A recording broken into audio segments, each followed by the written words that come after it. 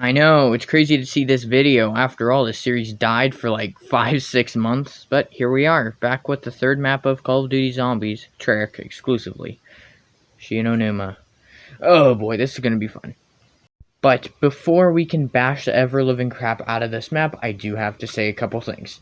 Earlier in my previous gameplay experience videos, I mentioned about how I would try keeping the ratings out of 10 at whole numbers and occasionally 0.5s. I want to refrain from trying to be so rounding, and I want to be much more specific if need be. So if that means giving a map like 8.25 out of 10 or 7.75 out of 10, I very well will do that, and I don't want to hesitate to do that, because the gameplay experience is meant to be this brief description and review of what a map brings, and I want to be as specific as I can when it comes to the rating. So if by chance you've never seen this before, or you're kind of rusty on seeing this series, which I assume most of you would be, we use a very basic way to ultimately give these maps a conclusion rating. So we take innovation, creativity, visuals, difficulty, and cons to come up with a rating for this map. It's all very brief. As you can tell by the length of the video, they're never long, and yeah, that's pretty much it. So I think starting with innovation, let's get right into it. Numa doesn't do very well with innovation. In fact, it only adds 3 things, and 2 of which are actually more prominent than the other. So starting with transportation systems, you can buy this 1500 point costing platform, and you can travel from one side of the map to the middle. Pretty basic, but it's kind of cop off, and as you can see on screen right now, random perks is another thing that Numa added. Not exactly the best addition because it's very controversial. Some people like random perks, most people don't. I'm not really leaning toward one side or the other. It just depends on the map itself, but either way, they introduced that. And on top of that, the Wonder Waff. I don't have gameplay of it because I never get the Wonder Waff on this map. I don't even like this map in all honesty. Numa fails to add much creativity along with innovation.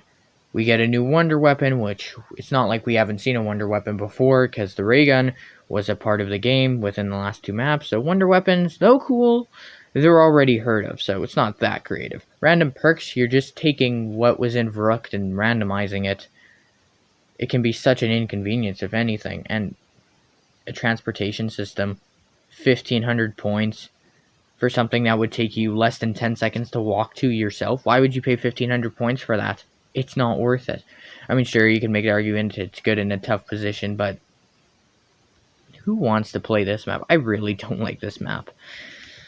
And following up our second point comes our third, which would be the visual / theme. Numa failed that horribly as well. The olive green and the gray color palette is disgusting. I hate how unsaturated everything is. I feel like I'm playing a video game that takes place in 1970s, and they literally made out their game to have that type of filter over it. It's just disgusting. You can make an argument that the Element 115 meteorite that rests outside the map, which you can see if you go right to the edge at some parts of it, does look okay, and admittedly it does, but that's outside the map. It's not going to be something you're going to see consistently. If you consume a bunch of broccoli and you throw up, this is the type of color palette that you're going to get. This is what you'll see in your toilet. It's just, this map is so unappealing to look at. It's a big turnoff for me. Probably one of the biggest reasons why I hate this map. I don't know why people don't bring up this point when talking about Numa, but honestly, no, I do not like the looks of this map. Much anything else, too.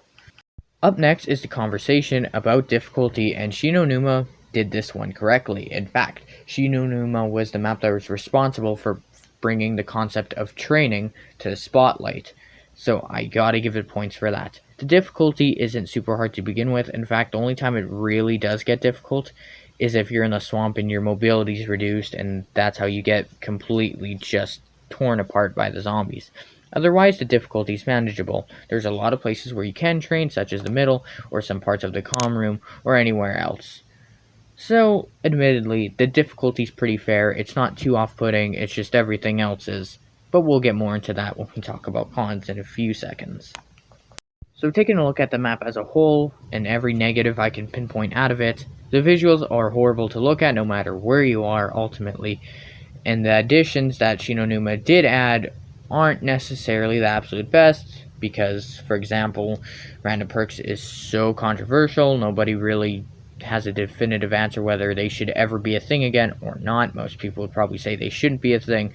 Others say they like the idea of random perks. It shakes up the gameplay a little bit.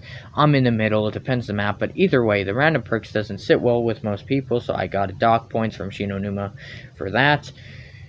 And just as a whole, not a very creative map, not a very innovative map, not a very difficult map, which as a whole is actually positive, but it's ugly, man. It's very, very ugly, and I cannot stress that enough. This map is hideous. So I just finished taking a baseball bat to Numa and beating it to absolute death. There's no doubt about that. But I do have to say one good thing, and that's going back to difficulty. This map is, as a whole, kind of friendly to new players. I think they could have done a little bit better, but it is not the meanest map in the world. It's just a very hideous map at the end of the day. So if you're somebody who's struggling with zombies, Nocturne Totem is too difficult, Varuk's too difficult, Numa might be your place to go. And if it's inviting to new players, I think that's a good sign. That's one thing that Treyarch did improve on when they created this map. Just everything else, though, that went out the window pretty bad. But just because of how inviting and welcoming it is to new players on a skill level, I gotta give this map a passing grade. So 5.5 out of 10 is what I'll give this map. It's very flawed as a whole, in my opinion, but it is not the worst map in the world. We will get more into that later, don't worry.